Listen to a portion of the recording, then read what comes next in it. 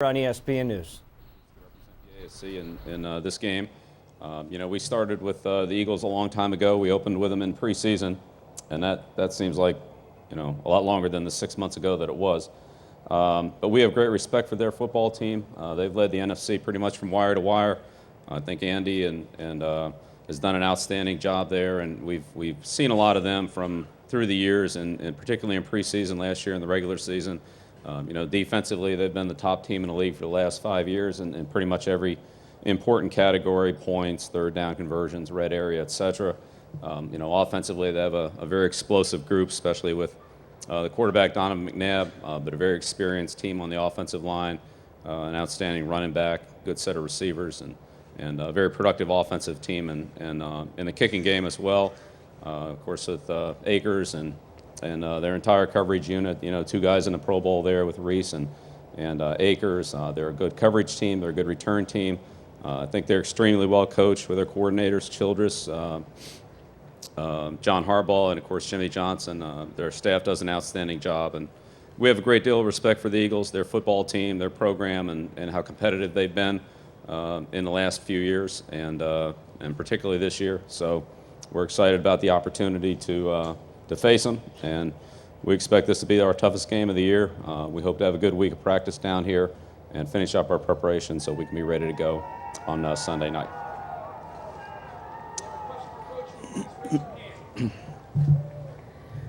No questions? No. Coach? Right here. Yeah, Coach, just one thing I wonder this year might be different than your other Super Bowl teams because you're a defending champion. We're not defending anything. That title was won last year, and it'll always be there with the Patriots, and the year before it'll be there with Tampa, and Baltimore had theirs in 2000. So we're just trying to do what every other team was trying to do this year, come in, have a good season, get to the playoffs, and this season is this season. I don't think last season. We don't consider that we're trying to defend anything. We're just trying to win, just like everybody else was this year. But have other teams maybe viewed you differently all season, and how it's presented different challenges for your team, if in fact it has? Well, I think that we've had a very competitive season. We've faced a lot of great football teams this year. We've seen teams play us extremely tough. It's been a very competitive season, a competitive year. I'm proud of the way that our players have stood up to that competition pretty much on a weekly basis. Some games have obviously been better than others, but overall it's been tough. It's been competitive, but that's the way it always is in the NFL, and that's what we expect. And in this league, if you're not ready to play your best football any Sunday, any week, then you're probably not going to be happy with the result. And that's the way we approach the season, and I think that's pretty much the way it's worked out. Coach, can you just talk about Corey Dillon, what he has added to your offense this year, and do you think your offense is significantly better than any of your other past 2 Super Bowl teams? Well, I think that Corey's come in and given us a lot of consistency at the running back position. He's been consistent from day one, both in the practice field, in the meeting room, and in the games. He's given us a presence in the running game, both in terms of making tough yards and short yardage goal line type situations. He's elusive. He's got good run vision, and he's been able to break off some good chunks of yardage and change field position at times in the running game. He's caught the ball well out of the backfield. His blitz pickup's been good. So he's been kind of a complete player for us, and he's done that on a very consistent basis. And the thing I really admire and respect about Corey is every day he's really the same guy. He's prepared. He's ready to go.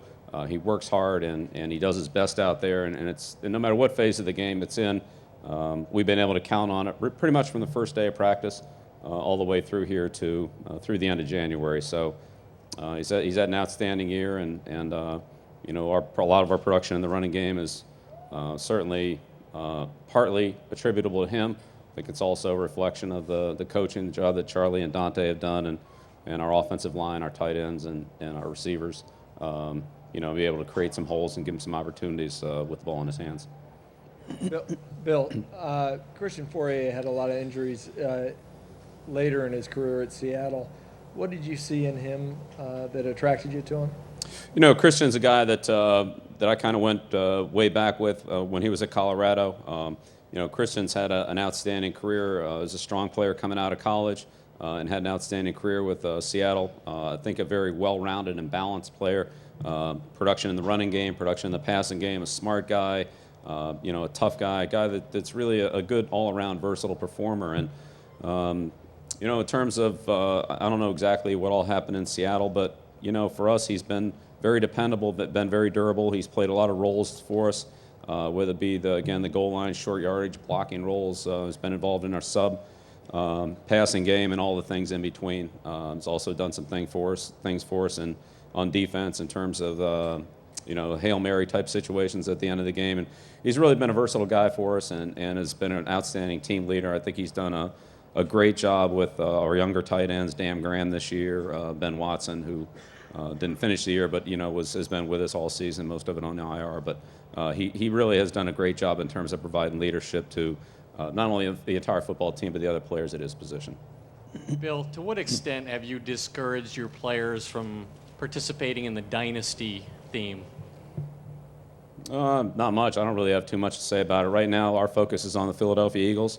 They're an outstanding football team. We know we're going to have to play our best game on Sunday in order to feel good about the result, and that's what we're prepared for. We're not really looking too much, excuse me, we're not looking backwards at what's happened in the past. We're looking forward toward the Eagle game and what we have to do against Philadelphia. Oh, Bill, 2 questions. First, did you fill your final roster spot? We're at 52, Jared. Still at 52. From a personal standpoint, can you describe your competitive edge and maybe give us some insight on how you developed that over the years? Well, I enjoy the job that I'm in very much. It's a great opportunity to work with outstanding players and coaches at the highest level of football. And we go against great people every week, every Sunday. And that goes all the way back to when I was a coordinator, at the Giants. Seemed like the other coordinators in our division were, Tom Landry, really, Joe Gibbs, Bill Walsh when we played San Francisco, guys that were some of the best offensive coaches in the league. So the competitiveness of coaching against the best, playing against the best, going all the way back to, when I came into the league in 1975, that's always been a big challenge and a big thrill for me. I enjoy that competitive aspect of trying to, put your team and your best out there against an opponent's best. And every Sunday, it's, you got to expect a dogfight in this league, and that's what it is. So I enjoy that part of it. It's something that stimulates me. I enjoy coming to work on a daily basis, whether it be in the season or in the off season, and preparing for that type of competition. Coach, can you please talk about your quarterback, Tom? Where are we here? Right over here. Oh, it's okay. No, way back here. Way back. Oh, gotcha. Okay. All right. How you doing?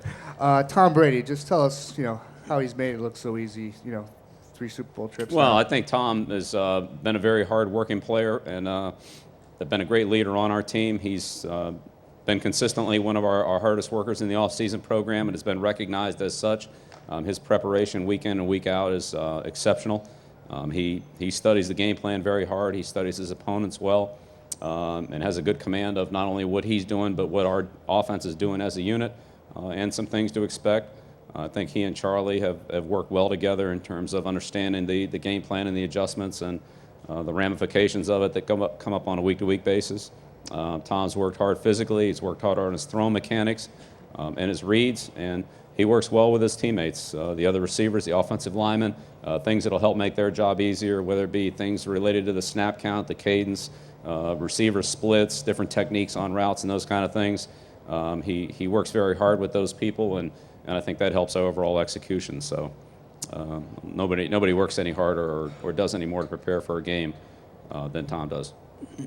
Bill, because you have a number of players right here, because you have a number of players who have been to Super Bowls before, yourself included, and your staff, do you find that at all an advantage when you have younger guys, whether it be Randall Gay or Dexter Reed or anybody who's here for the first time, that you can delegate to some of your veterans and ask them to kind of maybe wet nurse them through this? Well, I'm glad that we have players who have been with us in the past, and I think that we have a good group of players. They're hardworking. They're very goal-oriented, and we have a big challenge ahead of us. But I think what this game comes down to is what team is able to prepare the best and then perform the best on Sunday. We were here a few years ago at this game against the Rams. They had been a couple of years earlier and won a couple of years earlier. And I don't think experience had anything to do with that game. Last year's game came down to a last-second kick, and I don't think experience had anything to do with that either. I think it came down to, what teams were able to play the best at the critical times and for 60 minutes in the game. So that's really where our focus is, and whether we do or don't, or whether somebody else does or doesn't have experience, I don't think that's nearly as important as performing well on Sunday at the critical times in the game.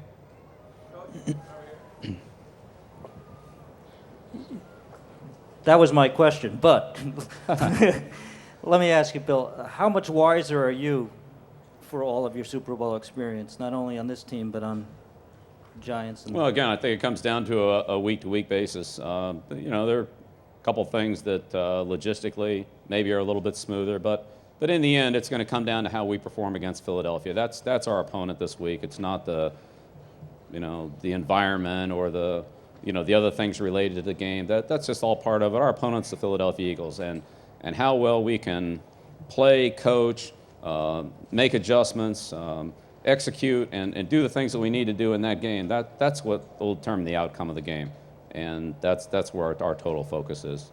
So whatever's happened in the past, I'm not putting too much on that. We never played the Eagles before in a situation like this, so we'll just deal with them straight up, what they can do and what we think we can do against them. Bill, the perception all week. Oh, gotcha. The perception this week is going to be you're the heavy favorite. And I know you say experience doesn't mean anything, but you're the sixth team to come in here going for a third. The previous 5 all won. I just wondered, you flourished in the underdog role in the past. How do you think your players will react to being the favorites and everybody saying they're going to win and that type of thing? Well, I think we were the favorite last year. I don't think that means anything. I don't think what means anything outside of our team I don't think is important. I think what's important is what our team does in terms of its preparation, its attitude, its confidence going into the game, and then ultimately its execution on Sunday night. That's what's important. How somebody else sees the game, it's just too hard to predict. And every Monday morning we pick up the paper in the NFL, and some games go a lot differently than the way they were projected to go. So I don't think that matters. Coach, over here. First of all, the First Coast here has waited for the Super Bowl for a long time, so on behalf of everyone in Jacksonville, we'd like to welcome you and your team here to the city. Thanks. It's nice to be here. Well, we're glad to have you, and of course your opponent as well, and we're hoping for a great game. And I'd like you to talk about Troy Brown, the impact he's had on your team as a two-way player this year. Right. Well, Troy's really been a three-way player because of his role in the kicking game as a returner, also covering and some other things like the hands team and things like that. But Troy's been one of our great team leaders. He's quiet. He doesn't say much. In the 5 years that I've been the head coach here, and even going back to '96, Troy's not gonna stand up and give a team speech. He's never one to be extremely vocal. Yet he's one of the very best leaders I've ever been around in my 30 years in the National Football League. And Troy works hard. He's very team-oriented. He's dependable. He'll do anything that you ask him to do to help the team win, and he does it to the very best of his ability. I think he's a player that's admired and respected by every single person in our organization, player, coach, administratively, you name it. He puts himself last and everything else first. On the field, he's been a tremendous player for us. He's been a clutch guy, shown a lot of toughness and competitiveness, is a very smart and instinctive player. It seems like whenever we put Troy in a role or a position, that when he has to make a decision, whether we've actually gone over specifically or not, that he almost always does the right thing. And he's a very player that has a great feel for the game, has a lot of natural instincts, kind of knows what to do and when to do it, and as I said, almost always makes the right decision. Coach. Bill, have special teams become more important in the era of the salary cap? Well, I think special teams, I've always looked at as a third of the game. When I came into the league, I basically came in as a special teams coach. I was involved in the kicking game in my first 5-6 years directly as either the head or assistant special teams coach on 4 different teams. And so that's always been a very important part of the game for me. I've never taken that for granted or considered anything less than instrumental in the outcome of the game. So I felt like it was important before the cap, after the cap, or anywhere in between, because it's first of all, there are a number of plays that are scoring plays in the kicking game, and obviously points are the name of the game. Field position is a critical factor, and a lot of that's determined in the kicking game. And then anytime you have big plays or big swings with a block kick or a turnover or something like that, that could be a huge impact. So once that ball is kicked, kind of, everything breaks loose. It's sort of everything's sort of set in a certain framework. But then once the ball hits the kicker's or punter's foot, then it's chaos, and it's kind of organized chaos. Everybody sort of has a responsibility in an area that they're working in, but because the type of kicks vary, the length, the direction, the hang time, and so forth, every play is a little bit different. It takes on a life of its own, and that's where decision-making becomes such a critical part of special teams. And having players that are good decision-makers and really understand the situation and what's going on in the play are ones that are, I think, some of the best players and the most productive. Bill, when you watch the Eagles and their Eagles offense in their 2 playoff games, what struck you about Donovan McNabb and the offense? Well, I think offensively, they've got a lot of playmakers.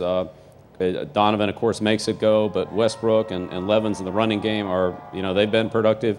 I think that McNabb does a nice job of spreading the ball around to the different players on the field, the tight ends, the receivers, the backs. And then, of course, every play with Donovan could potentially turn out a lot differently than the way it starts because of his ability to run and improvise, and he has great vision down the field.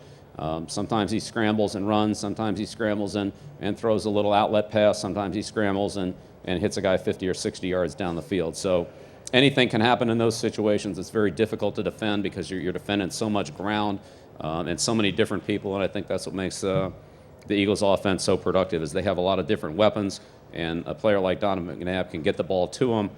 One of the real strengths of the Eagles team, I feel like, is their offensive line. It's a very veteran group. Their tackles have been there a long time. Fraley's been there a long time. Mayberry, even though he missed a little bit of last year, has shifted sides, and Hicks, that's a strong veteran group that doesn't make many mistakes, and they operate very efficiently on the offensive side of the ball. And of course, McNabb's, a guy you got to stop, but because he gets the ball to so many other people, you're defending a lot of fronts there, and I think we saw that in the playoff games.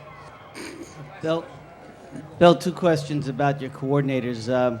Would you address the report today that Romeo has been offered the job with the Cleveland Browns? And also, would you address whether you've had to address those questions about your coordinators and the fact that both of them may be leaving?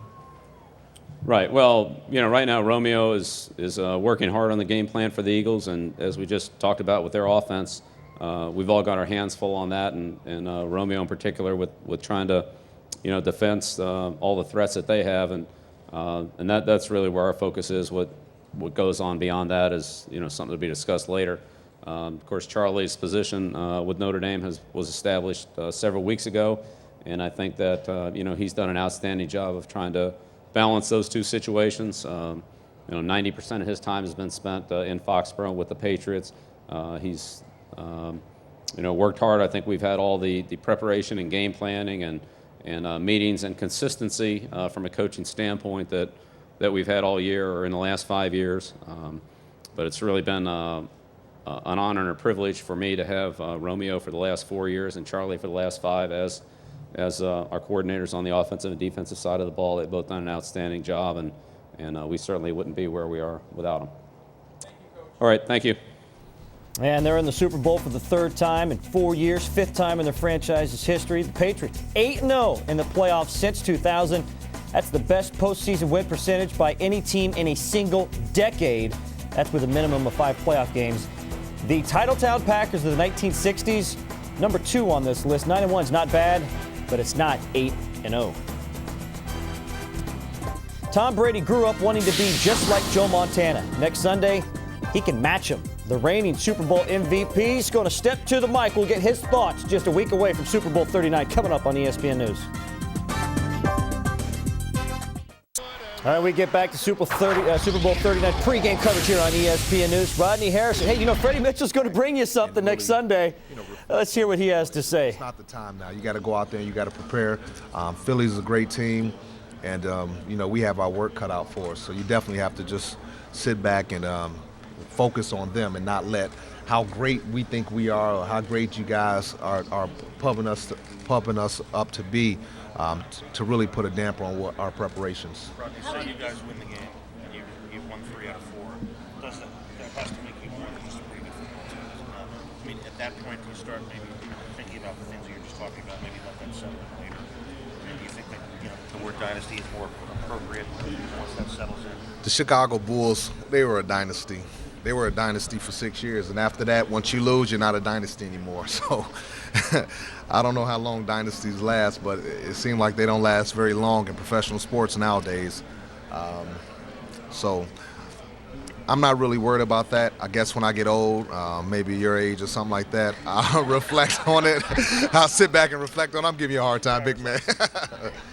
But, you don't really worry about that now. I mean, when I'm retired and I'm old, man, you sit back and you kind of, sit back with your friends and tell them how great you were then. When you're retired and old, you're going to be calling us and going, remember that dynasty? Yeah, right. You're right, when no one's mentioning me anymore. Exactly. Rodney, what's your whole take on the Owens? Do you think he's going to play or Well, we're preparing. We're putting our game plan in regardless if T.O. plays or not. I mean, we're not going to change anything if Terrell Owens plays. He's all pro receiver, he's pro bowler and all that other stuff. You know his stats. I'm not thinking twice about it. I'm preparing as if he's going to play, and he's going to be a major factor in the game. They have so many other guys you have to prepare for. L.J. Smith, Brian Westbrook, Dorsey Levens has been great, short yardage and goal line. And, the Mitchells and Pinkstons, they've been making plays. So you have so many guys you got to prepare for. You can't worry about one guy. Rodney, if he does play, would you try to test his leg just to see how sturdy he is? By test him, maybe tackle him on his leg. Within the rules. I'm not going to change what I play. I mean, I'm not going to sit here and tell you I will go at his knees or his legs or anything like that.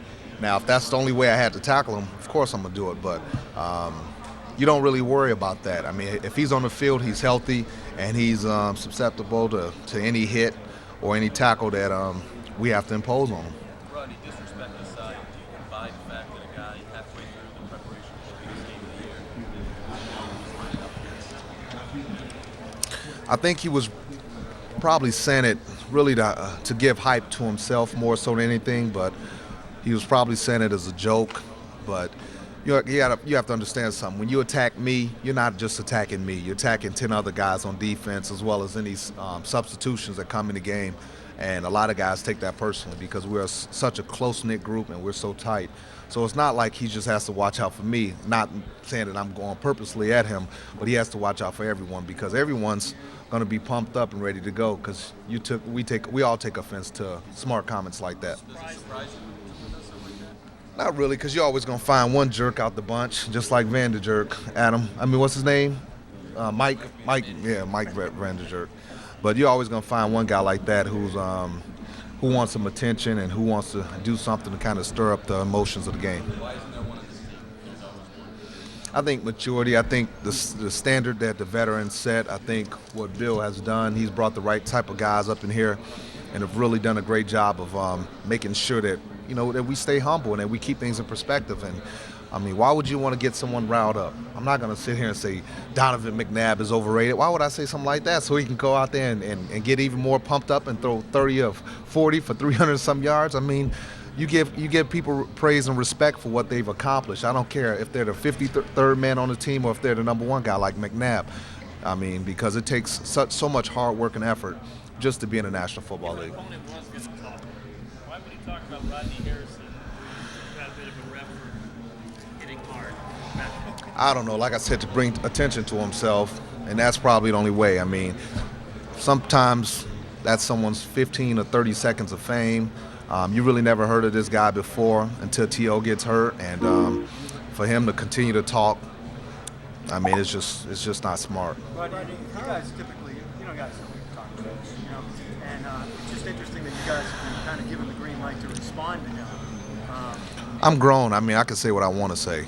I'm not no one's giving me the green light. I mean, I'm grown. I'm going to say what I say. I've been in the league a long time, and I'm a grown man, so I'm going to respond in a fashion that I think is respectable to my family, to my teammates, and to the other team. When I speak something, it's the truth. It's not to blow smoke up your butt or anything like that. It's just the truth. Rodney, we don't see, most people in the public don't see a sense of humor side of Bill Belichick. Can you talk a little bit about times, if there's any anecdotes or, the fact that this guy does actually have a little bit of a different side, maybe a little stoic? Hines wore the face mask, his helmet or something. I just play. I mean, I didn't even see it. I don't even remember it, but I've been fined maybe 4 or 5 times this year, so I don't think my reputation has changed any. I don't see it as changing. Woo, John, probably about after tax, maybe about 350 grand. After taxes? Well, it has to be about close to 700 grand before tax.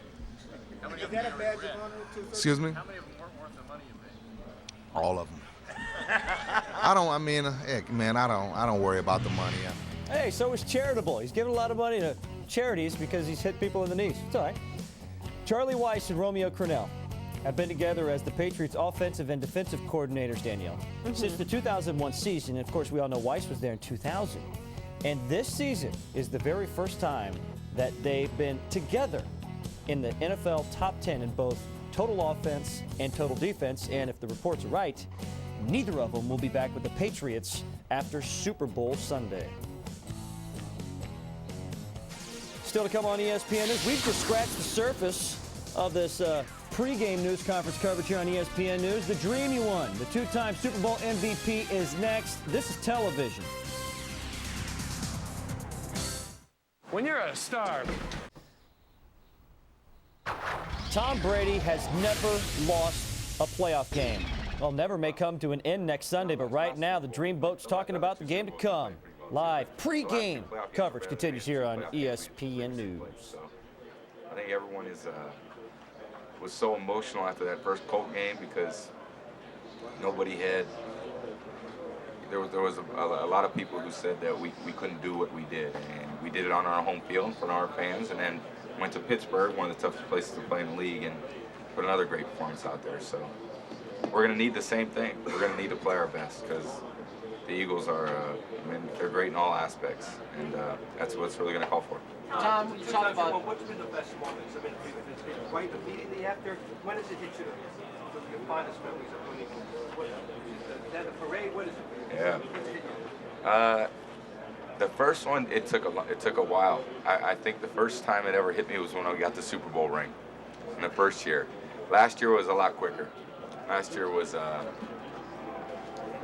you realize how special it is right after the game. I remember seeing Rodney and Larry Centers and Christian Fourier and a lot of the guys who hadn't won before, and you just see the joy that they have, and then you're there and the experience you had together of knowing how the season went, what you overcame, and how proud you are. So I remember getting the Super Bowl the Super Bowl ring the second time, and I was choked up for a long time. That's kind of when it kind of culminates. You're there to celebrate the season and the accomplishment, and they're some great days. Where are your Super Bowl rings right now? How come you're not wearing them? I don't think I've ever worn. I wore my first Super Bowl ring one time. We went to Oakland a year after we won in 2002. We got killed. We got killed. I wanted to bring it home to show everybody, and I didn't wear it. Is it Jenks? Well, I think when down the road I'll look at it and probably wear them quite a bit more, but just don't ever. Hey, Tom, unless they attract too much attention, all the diamonds on those things. You talked about your football cards when you flipped through them.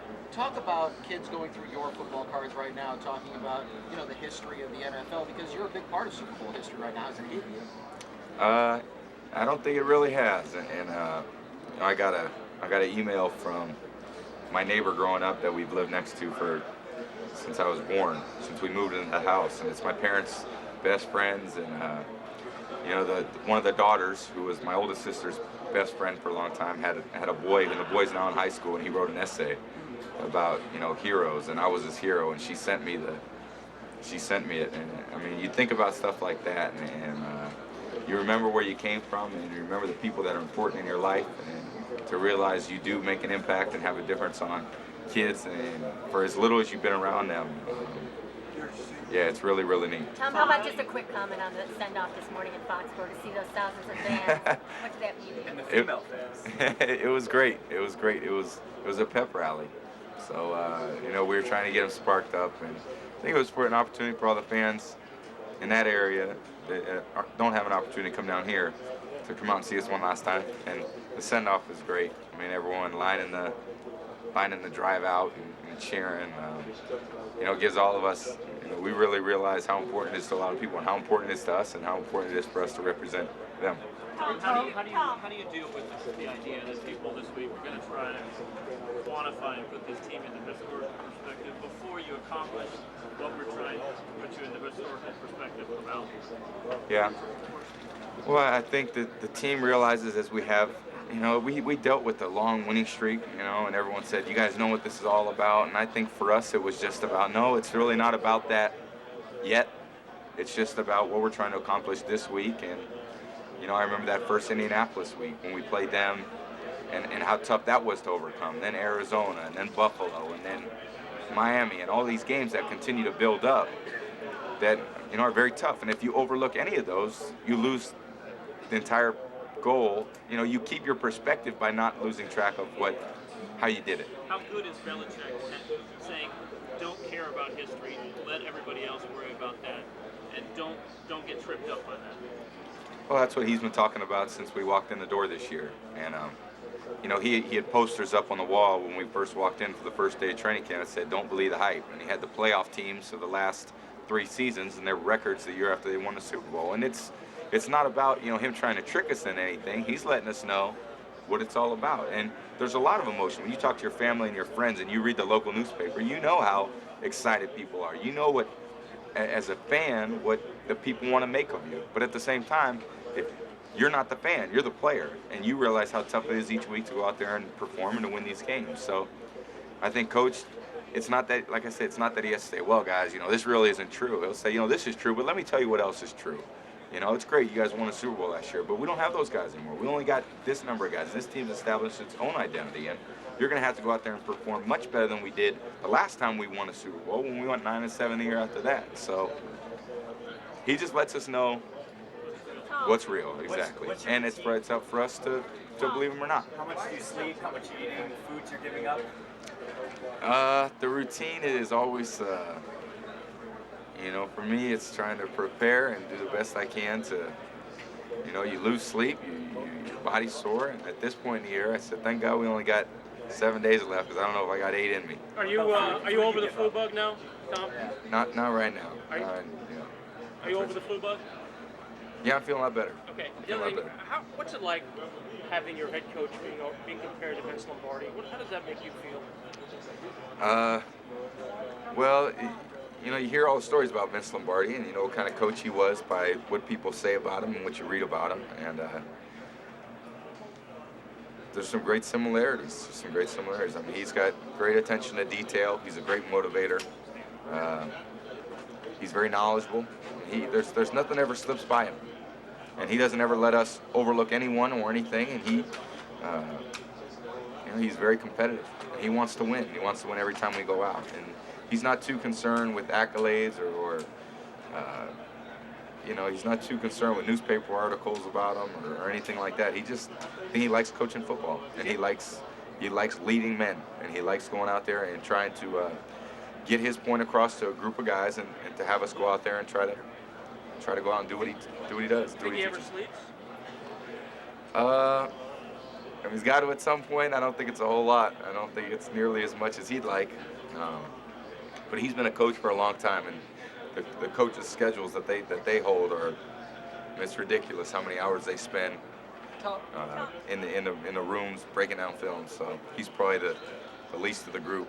Tom, can you talk about Corey Dillon and what he's brought to this offense? I mean, is it significantly better than the past Super Bowl teams that you guys had just because of him, running game? Well, he's a you know, what he's brought to this offense this year is he's brought a stability to our offensive attack where regardless of the weather conditions or the defense we've played. I mean, he's been able to attack the defense and control the pace of the game just by running the football. By the amount of yards he's rushed for, it's really allowed us to, there's some days when you go out there and in the passing game, you really need all 11 guys on the offensive side of the ball to execute exactly the way that you need them to complete a pass. In the running game, it's a little different. I don't think you need quite all that execution. The way Corey runs, I mean, he might have half those guys, making the right block, and he can still go out and make a bunch of yards. So. Does he make your job easier in some ways? Well, he makes all of our jobs easier. He makes the offensive line's job easier by making people miss. He makes the receiver's job easier because he can give those guys more room to work, because when you play action fake, you do. So he really has done a great job fitting into the role that we've assumed for him and the role he's assumed for himself. And he's just been a tremendous asset to the team. Tom, Last question. Christian Fournier said that his career really began when he came to the Patriots. He really feels like those were forgotten years in Seattle. Do you see that sort of appreciation that he's really enjoying himself? Oh yeah, Christian is, and it's that's the fun part for the guys who have been here and watched other guys come in, other free agents come in like Christian, and to see and to hear stories of where they've been and what they've been a part of, and to see how much joy that they have now being a part of a team that is very selfless, that's won games, that's won a Super Bowl like Christian did last year. It's fun.